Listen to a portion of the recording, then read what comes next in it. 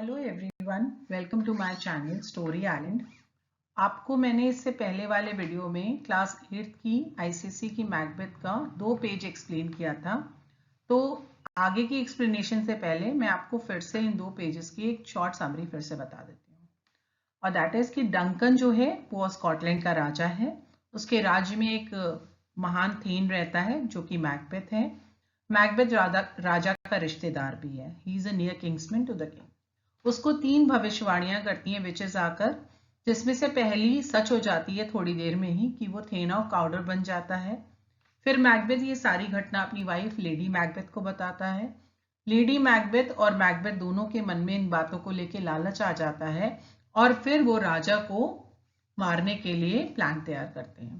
तभी राजा डंकन उनके घर आते हैं और वो बड़े खुश होते हैं उनके आवभगत से। वो जिस तरह से उनका वेलकम करते हैं उस तरह से बहुत खुश होते हैं राजा डंकन। और तभी लेडी मैकबेथ उनको मारने की जिम्मेदारी अपने ऊपर लेती हैं, क्योंकि मैकबेथ जो है वो अभी कंफ्यूजन में है। वो नहीं चाहता कि इस काम के लिए वो राजा डंकन का मर्डर करे। तो लेकिन लेडी मैकबेथ भी फेल हो जाती हैं, क्योंकि जब वो वहां पे जाती हैं तो उनका चेहरा देखने पे उन्हें लगता है कि ये उनके फादर से रिजेंबल कर रहे हैं। सोते समय उनको लगता है कि उनके फादर जैसे लग रहे हैं और इसकी हिम्मत छूट जाती है और वो नहीं मार पाती है किंग डंकन को। तो अब क्या होता है, वो जाती है अपने हस्बैंड के पास, मैकबेथ के पास, डिस्कस करती है मैटर को और उसको इनकरेज करती है कि तुम इस काम को करो। और हमने देखा कि डंकन अपने रीजंस देता है, मैकबेथ अपने रीजंस देता है कि क्यों उसको किंग डंकन को नहीं मारना है। वो कहता है मैं उनका रिश्तेदार हूं, आज मैं उनका होस्ट हूं, तो मुझे उन्हें नहीं मारना है। तो फर्दर अब क्या होता है आगे स्टोरी में, चलिए देखते हैं। तो डंकन के और ना मारने के रीजंस मैंने आपको बता ही दिए कि क्या क्या दिए मैकबेथ ने। अब फर्दर मैकबेथ क्या कह रहा है, चलिए देखते हैं। In these conflicts of the mind, Lady Macbeth found her husband inclining to the better part. अच्छा, अब क्या है, मैकबेथ के माइंड में कॉन्फ्लिक्ट्स, यानी कि उसके माइंड में, अपने ही माइंड में काफी फाइट चल रही है। उसका माइंड डिसाइड नहीं कर रहा है, डिफरेंस ऑफ ओपिनियन है उसके दिमाग में कि मुझे मारना चाहिए या नहीं मारना चाहिए। और लेडी मैकबेथ जो है ये पाती है कि फाउंड हर हस्बैंड, ये पाती है inclining to the better part. उसका जो हस्बैंड है वो अच्छाई की तरफ, बेटर पार्ट यानी अच्छाई की तरफ इंक्लाइन हो रहा है, झुक रहा है। And resolving to proceed no further, और वो डिटरमाइंड हो रहा है कि हमें इस घटना को आगे अंजाम नहीं देना चाहिए, हमें किंग डंकन का मर्डर नहीं करना चाहिए।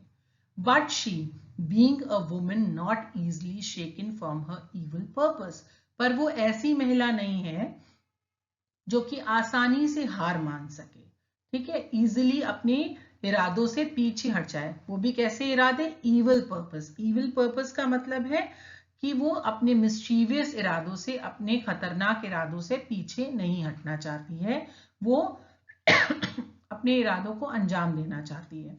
तो वो क्या करती है आगे, she began to pour in at his ears words which infused a portion of her own spirit into his mind. तो वो क्या करती है कि कुछ ऐसी बातें, इस तरह की बातें मैकबेथ के कानों में भरना शुरू करती है जैसे उसके मन में इस समय खूब खतरनाक ख्याल है, बुराई है, राजा डंकन को लेके वो किस तरह के प्लान कर रही है, वो सारी बातें एक एक करके वो मैकबेथ के कान में इन्फ्यूज करती है, भरती जाती है, कि ऐसा लगता है कि जैसे उसका अपना portion of her own spirit, उसकी अपनी आत्मा का एक हिस्सा मैकबेथ के अंदर चला गया हो। वो इस तरह से उसको इन्फ्लुएंस करती है अपनी बातों से। Assigning reason upon reason why he should not shrink from what he had undertaken, और एक के बाद एक assigning reason upon reason, यानी one by one she has given so many reasons to Macbeth to not to step back, okay, पीछे आने के लिए, उस जो डिसीजन उसने लिया है, जो प्लान उनका है, उससे पीछे ना हटे। तो action of what he had undertaken, तो जो कुछ भी उसने अभी अंडरटेक किया है, जो कुछ भी उसने काम अपना ठाना है, उससे वो पीछे ना हटे। तो यहाँ पे है word not to, not hesitate, उसको बिल्कुल भी हेसिटेशन नहीं होना चाहिए इस काम को पूरा करने में। तो एक बार हम यहाँ से फिर बताते हैं आपको। तो जब मैकबेथ के माइंड में कन्फ्लिक्ट्स चल रहे हैं, उसके माइंड में ऐसे दुविधा चल रही है कि वो डंकन को मारे या ना मारे, तो ये बार बार लेडी मैकबेथ पाती है कि मैकबेथ जो है अच्छाई की तरफ झुक रहा है, ठीक है ना, वो बेटर पार्ट की तरफ जा रहा है, यानी उसका इरादा नहीं है किंग डंकन को मारने का, और वो चाहता है कि वो इस प्लान को अंजाम न दे, यानी किंग डंकन के मर्डर को अंजाम न दे। और यहाँ पे लेडी मैकबेथ जो है वो बहुत ही स्ट्रॉन्ग रोल प्ले करती है, क्योंकि वो बहुत ही मजबूत महिला है यहाँ पे, और कह रही है कि वो बिल्कुल भी अपने इरादों से भटकती नहीं है, अपने बुरे इरादों से पीछे नहीं हटती है, और धीरे धीरे मैकबेथ के कान भरती रहती है। She continuously influence his brain कि तुम्हें ये काम करना चाहिए। और एक समय ऐसा आ जाता है कि लगता है जैसे उसकी अपनी आत्मा का एक पोर्शन मैकबेथ के दिमाग में आ गया हो, क्योंकि वो इतने रीजंस दे देती है, और ये उससे कहती है कि तुम्हें you should not shrink from, you should not hesitate from what he had undertaking. जो कुछ भी तुमने काम हाथ में लिया उससे तुम्हें पीछे नहीं हटना चाहिए, तुम्हें उसको अंजाम देने में बिल्कुल भी हेसिटेट नहीं करना चाहिए। How easy the deed was, ये कितना आसान काम है। How soon it would be over, ये बहुत जल्दी ओवर हो जाएगा, मतलब बहुत जल्दी समाप्त हो जाएगा, खत्म हो जाएगा। And how the action of one short night, और ये एक रात का जो एक्शन ले रहे हैं हम, जो प्लान कर रहे हैं, जो मर्डर हम करेंगे, ये क्योंकि आधी रात बीत चुकी है, आधी ही बची है, तो ये छोटी सी रात में जो एक्शन हम ले रहे हैं, जो काम हम करने जा रहे हैं, would give to all their nights and days to come sovereign sway and royalty. वो उनके आने वाले दिन और रातों को में उनको राजा और रानी की तरह, सोवरेन का मतलब यहाँ किंग एंड क्वीन है, स्वे means side by side, royal family की तरह, रॉयल्टी मीन्स रॉयल फैमिली की तरह जीवन यापन करने में मदद करेंगे। मीन्स वो उनको समझा रही कि देखो बहुत छोटी बात है, बस उसे मारना ही तो है, it's a very small deed, और ये बहुत जल्दी खत्म भी हो जाएगा, ऐसा कुछ नहीं, बस हम इसे मार देंगे और सुबह बात फैला देंगे कि किसी ने मारा है, और ये सब कुछ बहुत जल्दी ओवर हो जाएगा। और ये छोटा सा एक्शन जो हम लेंगे, लेकिन इससे हमारी जिंदगी बदल जाएगी, क्योंकि जो आज तुम थेन हो, कल तुम यहाँ के किंग हो जाओगे और मैं क्वीन बन जाऊंगी, और हम एक दूसरे के साइड बाय साइड चलेंगे, बीइंग अ रॉयल फैमिली, हम रॉयल फैमिली हो जाएंगे। Then she threw contempt on his change of purpose, फिर वो उसको धिक्कारती भी, उसकी आत्मा को झकझोरती, उसको धिक्कारती है कि तुम बार बार अपने इरादे बदल रहे हो, तुम कमजोर हो, and accused him of fickleness and cowardice, और उसको ये कहती है कि तुम बिल्कुल भी स्टीडी नहीं हो। Fickleness means you are not steady, you are not firm, you are cowardice, तुम कायर हो, तुम कायरता से पूर्ण हो, और and declared that she had given suck and knew how tender it was to love the baby। पहले तो वो मैकबेथ को समझाती है, सारी रीजंस दे देती है, उसके बाद वो उसे धिक्कारती भी है कि तुम बार बार अपने इरादे बदल रहे हो, कमजोर पड़ रहे हो, तुम बहुत ही ज्यादा कायरतापूर्ण काम कर रहे हो, तुम्हारे अंदर कोई भी डिसीजन लेने की क्षमता नहीं है। और फिर वो डिक्लेयर करती है, वो एक ऐसा रीजन देती है जो मैकबेथ को झकझोर के रख देता है। वो ये कहती है कि मैं as a lady I knew how tender it was to love the baby, मुझे पता है माँ होना क्या होता है, एक बच्चे को प्यार करना क्या होता है, लेकिन that milked her, but she would, while it was smiling in her face, have plucked it from her breast and dashed its brain out, if she had so sworn to do it। लेकिन अगर मैं अपने इरादों की पक्की मैंने किसी चीज के लिए कोई कसम खाई है, मैंने कुछ स्वर किया है, स्वर्ण किया है, तो I will do it definitely without any hesitation. मुझे एक क्षण नहीं लगेगा उस बच्चे का सर दीवार पे मारने में, अपने बच्चे को, भले ही वो मुझे देखे कितना भी मुस्कुरा रहा हो। तो वो यहाँ पे दिखाना चाह रही है कि वो कितनी स्ट्रांग है, कितनी ज्यादा उसको कोई फर्क नहीं पड़ता कि क्या है, बस वो अपने वर्ड से पीछे नहीं हट सकती। वो कहना चाहती है कि मैकबेथ ने जिस तरह से उसे जबान दी है, उससे कहा है कि मैं वो राजा डंकन का मर्डर करेगा, तो वो ये दिखाना चाहती है कि वो कितनी हार्ड है, कितनी स्ट्रांग है यहाँ पे, और अपनी बात को, अपने शब्दों को पूरा करने के लिए, अपनी कसम को पूरा करने के लिए वो कुछ भी कर सकती है। Then she added how practicable it was to lay the guilt of the deed upon the drunken drunken sleepy grooms, और फिर वो ये बात ऐड करती है कि तुम बस मर्डर कर दो, उसके बाद ये बहुत ही आसान होगा कि जो 2 ग्रूम्स उनके चैम्बर में सो रहे हैं हम उनके ऊपर सारा गिल्ट डाल देंगे, ले द गिल्ट, सारा कसूर उनके ऊपर डाल देंगे। ठीक है, ड्रंकन स्लीपी ग्रूम्स, क्योंकि रात में उन्होंने बहुत वाइन पिला दी थी उनको और वो चुपचाप सो रहे हैं नींद में गहरी, तो ये बहुत आसान होगा कि हम उनके ऊपर सारा इल्जाम डाल दें। And with the valor of her tongue, she so chastised his sluggish resolutions. और अपनी तेज तर्रार जबान से वो उसके जो रेजोल्यूशंस जो स्लो पड़ गए थे, जो उसने निश्चय किया था कि मैं नहीं मारूंगा डंकन को, वो ढीले पड़ गए थे अब उसके आगे। That he once more summoned upon courage to the bloody business, और फिर उसकी बातों से इन्फ्लुएंस होकर, लेडी मैकबेथ की बातों में आकर, उसके वो जो रेजोल्यूशंस थे जो उसने बनाए थे कि नहीं भाई मुझे नहीं मारना, उसने जो निश्चय किया था वो सब एक तरफ हो जाता है और वो फिर से अपनी हिम्मत जुटाता है। समन्ड अप करेज मतलब अपनी हिम्मत को फिर से बुलाता है, फिर से इकट्ठा करता है, टू द ब्लडी बिजनेस, उस खूनी जॉब को अंजाम देने के लिए, यानी जो मर्डर प्लान हुआ था उसको अंजाम देने के लिए। सो इस पैराग्राफ में आपने क्या जाना कि मैकबेथ जो है वो कॉन्फ्लिक्ट्स में है कि मुझे ये काम करना चाहिए या नहीं करना चाहिए, और लेडी मैकबेथ ये देखती है कि वो अभी भी अच्छाई की तरफ झुक रहा है, तो वो अपने सारी ताकत लगा देती है मैकबेथ के कान भरने के लिए, उसको इतनी बातें समझाती है, उसको रीजन अपॉन रीजन देती है, बार बार कहानियां समझाती है कि नहीं तुमको ये करना चाहिए क्योंकि इससे हमारी जिंदगी बदल जाएगी, मैं रानी और तुम राजा बन जाओगे और हम रॉयल फैमिलीज हो जाएंगे।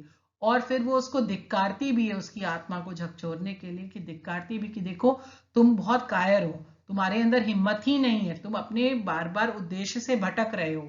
अगर मैं तुम्हारी जगह होती तो मुझे एक क्षण नहीं लगता, मैं अपनी बात को पूरा करने के लिए, अपनी दिए हुए वचन को पूरा करने के लिए कुछ भी कर सकती थी, यहां तक कि अपने बच्चे को भी मार सकती थी, मुझे एक सेकंड नहीं लगता इस बात के लिए, और तुम अपनी हिम्मत नहीं दिखा रहे हो। और फिर वो कहती है कि ये बहुत आसान होगा कि हम आराम से उन ग्रूम्स के ऊपर ये चार्ज डाल दें, ये सारा ब्लेम उनके ऊपर डाल देंगे और हम पे कोई शक भी नहीं होगा। और इन सब बातों से इन्फ्लुएंस होकर मैकबेथ क्या करता है कि उसकी बातों में आ जाता है और फिर वो अपनी हिम्मत जुटाकर इस काम को अंजाम देने के लिए तैयार हो जाता है। Now further, so taking the dagger in his hand, he softly stole in the dark of the room where Duncan lay. अब क्या करता है, taking the dagger in his hand, वो अपने हाथ में खंजर लेता है, he softly stole in the dark, और फिर वो अंधेरे में धीरे से जाता है, to the room where Duncan lay, उस कमरे की तरफ जहां डंकन रह रहा है, वहां पे सो रहा है। And as he went, he thought he saw another dagger in the air with the handle towards him. और जब वो वहां रास्ते में जा रहा होता है उस कमरे की तरफ, तो उसे लगता है कि एक और डैगर, एक और खंजर उसकी तरफ आ रहा है, जिसका कि हैंडल उसकी तरफ है, यानी कि जो उसकी तरफ ही इशारा कर रहा है। And on the blade and at the point of it drops of blood, but when he tried to grasp it at it, it was nothing but air. और जब वो खंजर को देखता है तो उसकी ब्लेड पर और उसके टिप पर, पॉइंट पर, यानी कि खून के बूंदे लगी हुई हैं, खून के ड्रॉप्स लगे हुए हैं। और जब वो उस खंजर को पकड़ना चाहता है, tried to grasp at it, यानी उसको पकड़ना चाहता है, it was nothing but air, पर वहां कुछ नहीं होता है, it was just a mere phantasm, उसकी सिर्फ एक इमेजिनेशन होती है, एक शैडो सी उसको लगती है, और वहां पे हवा के अलावा कुछ भी नहीं होता है। Proceeding from his own hot and oppressed brain and the business he had in hand. अब ऐसा क्यों हुआ, उसे क्यों खंजर दिखा, क्योंकि वो बहुत परेशान था, काफी बर्डन था, oppressed, own hot and oppressed brain मतलब उसका दिमाग काफी बर्डन था, लेडी मैकबेथ से इतना डिस्कशन हुआ, और उसके हाथ में and the business he had in hand, और उसके हाथ में जो काम था, जो जॉब वो करने जा रहा था, डंकन के मर्डर का जो प्लान वो कंप्लीट करने जा रहा था, पूरा करने जा रहा था, उस दौरान इन सब बातों से उसके दिमाग पे काफी बर्डन आ गया था, काफी स्ट्रेस में था वो, और उसको ऐसा इमेजिन हुआ कि एक और खंजर है जो कि उसकी तरफ आ रहा है, जो खून से सना हुआ है। ठीक है, तो ये सारी उलझने उसको अपने दिमाग की वजह से हुई। Further, getting rid of this fear, he entered the king's room, whom he dispatched with one stroke of his dagger. अब क्या होता है, इन सब बातों से, इन सब डर से वो छुटकारा पाता है, किसी तरह अपने आप को मजबूत करता है। He entered the king's room, और राजा के कमरे में अंदर जाता है। Whom he dispatched with one stroke of his dagger. Dispatched मतलब भेज देता है। क्या करता है, अपने एक ही वार से, खंजर के एक ही वार से वो किंग को एक लोग से दूसरे लोग यानी कि मर्डर करके खत्म कर देता है। Just as he had done the murder, one of the grooms who slept in the chamber laughed in his sleep. जब वो ऐसा काम अंजाम दे चुका होता है, तभी उनमें से एक ग्रूम जो चैम्बर में सो रहा होता है, उनमें से एक ग्रूम नींद में ही हंसता है, हंसने लगता है। ठीक है, just as he had done the murder, जैसे ही उसने कत्ल कर लिया होता है, उनमें से एक वन ऑफ द ग्रूम्स, एक ग्रूम जो है who slept in the chamber, जो चैम्बर में सो रहा होता है, लाफ्ड इन हिज स्लीप, अपनी नींद में ही हंसने लगता है। And the other cried murder which woke them both, और दूसरा चिल्लाता है मर्डर, कत्ल हो गया। ठीक है, और जिसकी आवाज सुन के, दूसरे ग्रूम की आवाज सुन के दोनों ग्रूम्स उठ जाते हैं।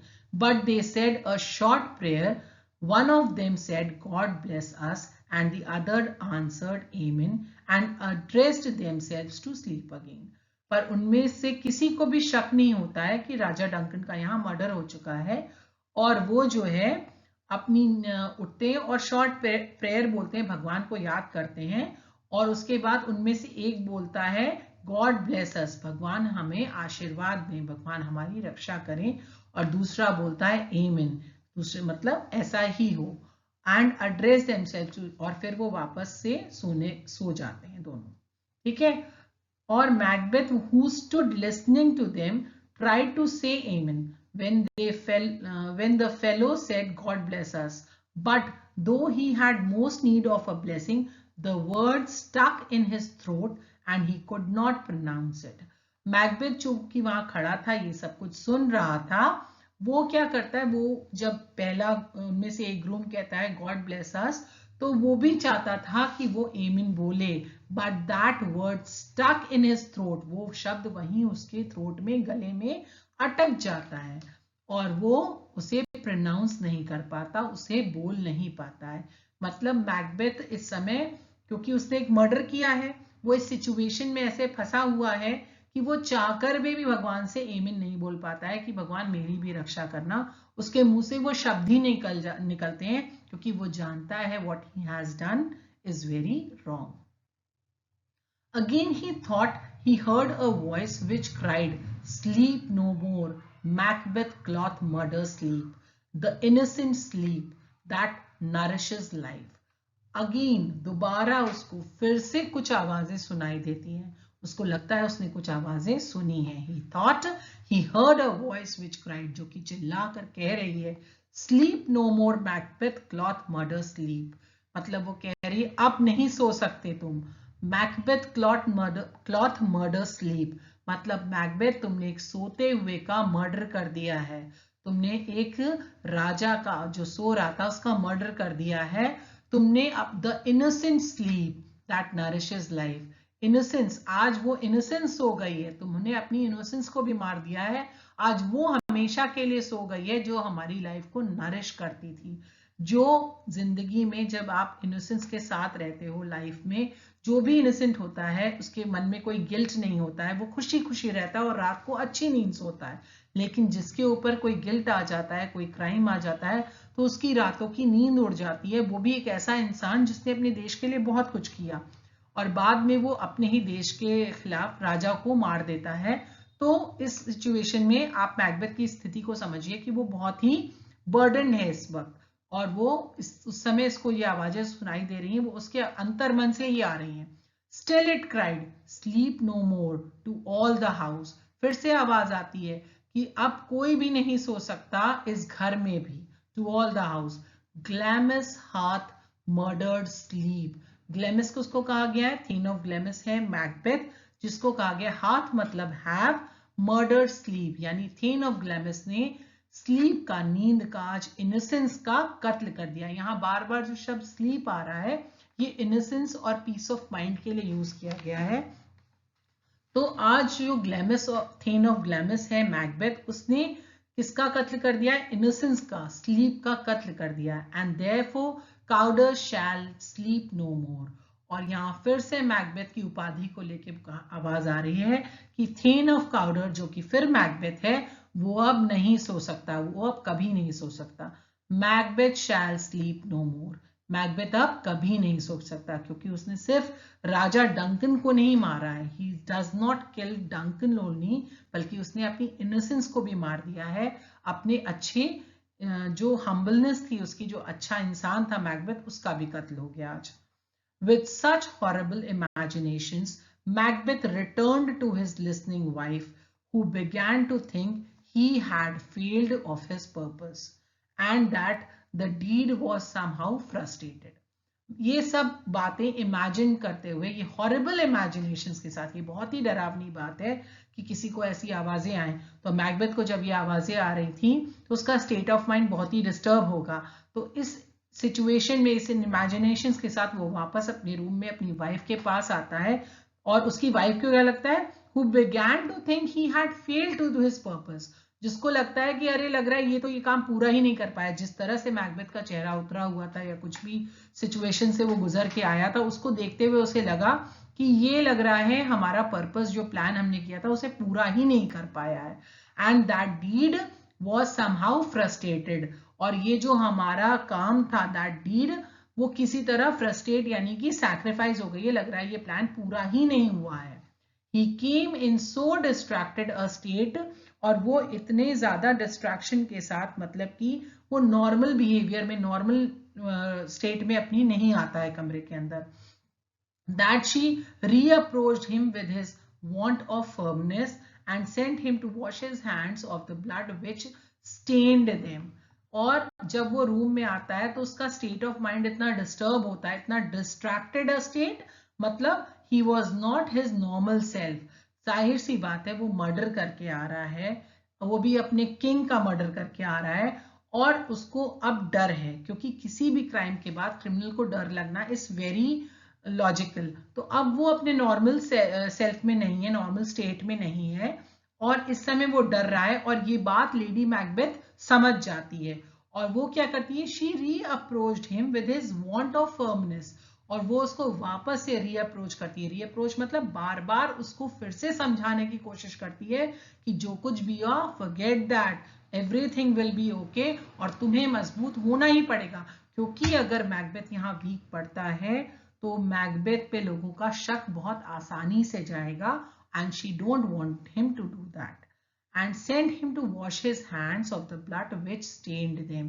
और वो कहती है जाओ जाके अपने हाथ धो के आओ, तुम्हारे हाथ पे खून लगा है, तुम्हारे हाथ पे खून के निशान लगे हैं, तुम तुरंत जाके अपना हाथ धो के आओ। While she took his dagger with purpose to stain the cheeks of the grooms with blood to make it seem their guilt. और तब वो क्या करती है कि उसके हाथ से वो खंजर लेती है, और जो दो ग्रूम्स राजा के चैम्बर में सो रहे होते हैं उनके पास जाती है, और उनके गालों पे, उनकी चीक्स पे ब्लड को लगा देती है, जिससे कि लगे कि ये कत्ल जो है राजा का उन ग्रूम्स ने किया है, किसी और ने नहीं। ठीक है, तो इस पर्पस के साथ वो वहां पे वो डैगर लेके जाती है। Morning came, and with it the discovery of the murder, which could not be concealed. सुबह होती है, and with it the discovery of the murder, और फिर सबको पता लग जाता है कि राजा की हत्या हो गई है। Which could not be concealed, जिसको कि छुपाया, concealed छुपाया नहीं जा सकता। And though Macbeth and his lady made great show of grief, grief यानी दुख, मैकबेथ और लेडी मैकबेथ बहुत जताते हैं कि उन्हें बड़ा दुख है, बहुत शोक ऑफ करते हैं कि उन्हें बड़ा दुख हो गया, राजा चला गया, हमारा राजा चला गया। But and the proofs against the grooms, the dagger being produced against them as their faces smeared with blood. और क्या करते हैं वो कि वो डैगर भी प्रस्तुत करते हैं सबके आगे, और ये भी दिखाते हैं कि देखो इनके चेहरों पर खून लगा है, mark of blood are on their faces. Smeared means rubbed with mark with blood, ठीक है, और चारों तरफ उनके चेहरे पे खून लगा हुआ है। ये सारा प्रूफ भी देते हैं और ये वॉज सफिशिएंटली स्ट्रॉन्ग, और ये प्रूफ स्ट्रॉन्ग भी है क्योंकि वही दो उनके कमरे में थे, डैगर भी उनके पास है, उनके चेहरे पे राजा का खून है, तो दैट इज ऑल इनफ कि भाई खून इन दोनों ने किया है। Yet the entire suspicion fail upon Macbeth, फिर भी सबका शक कहाँ जाता है, मैकबेथ के ऊपर, क्योंकि कितनी भी प्लानिंग कर ली फिर भी इतना सब कुछ के बाद भी all doubted on Macbeth, whose inducements to such a deed were so much more forcible than such a poor silly grooms could be supposed to have, क्योंकि जो मैकबेथ के इरादे थे वो इन दोनों सिली ग्रूम्स के आगे काफी बड़े थे, वो ज्यादा ही अप्रोचेबल और फॉर्सिबल लग रहे थे और ज्यादा पुख्ता लग रहे थे, स्ट्रॉन्ग लग रहे थे, क्योंकि ये सिली ग्रूम्स राजा को मार के क्या पाएंगे, लेकिन मैकबेथ के इरादे तो थे भाई, मैकबेथ के तो भला हो सकता था राजा के मरने पे, तो इसलिए सबका शक किस पे गया, मैकबेथ पे गया। एंड डंकन्स 2 सन्स फ्लेड, और डंकन के जो 2 पुत्र थे, जो बेटे थे, वो भाग जाते हैं, they fled away. Malcolm the eldest sought for refuge in the English court and the youngest Donalbain made his escape to Ireland.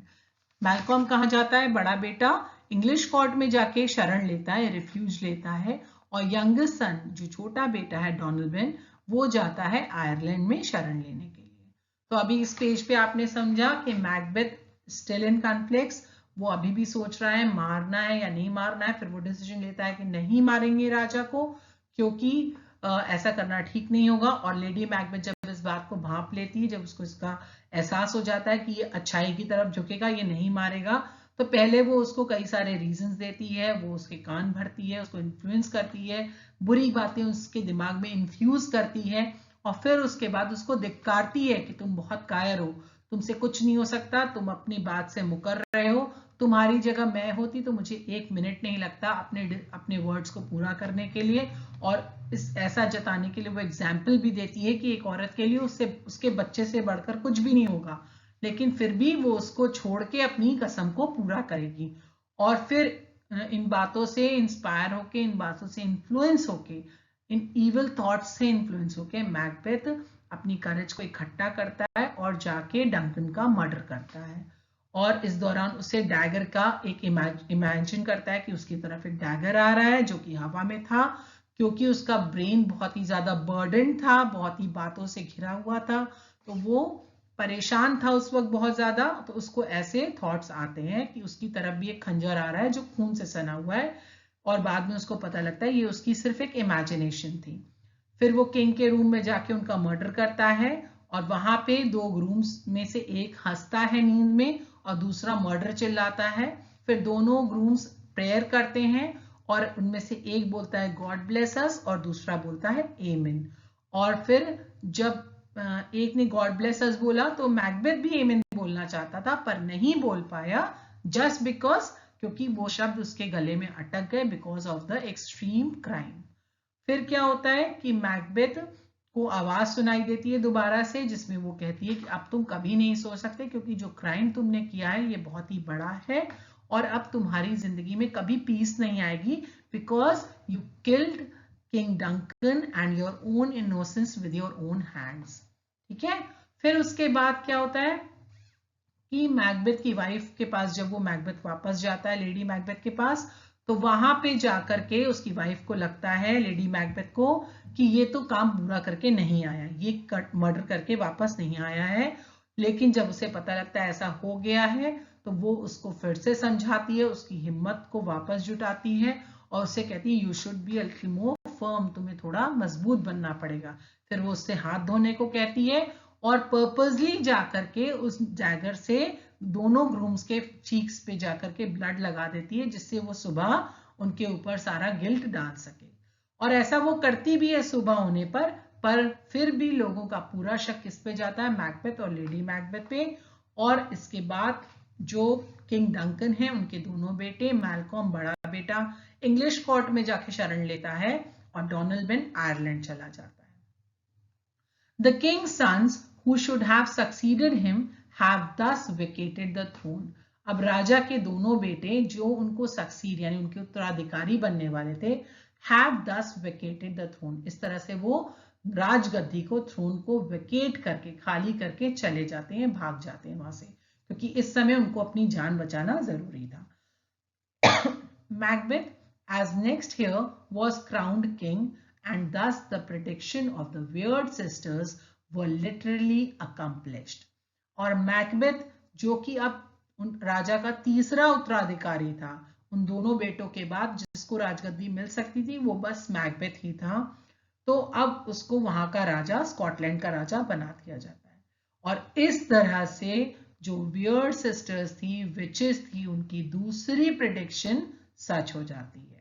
पहली प्रेडिक्शन सच हुई कि वो थीन ऑफ काउटोर बना, अब दूसरी प्रेडिक्शन इस पूरे प्लॉट के बाद, मर्डर ऑफ डंकन के बाद सच हो जाती है कि अब वो बन गया है स्कॉटलैंड का राजा और लेडी मैकबेथ हो गई है queen. Now I am ending this video और I hope you all like the explanation. तो अगर आपको मेरी एक्सप्लेनेशन पसंद आई है तो please don't forget to like, share and subscribe my channel. Thank you.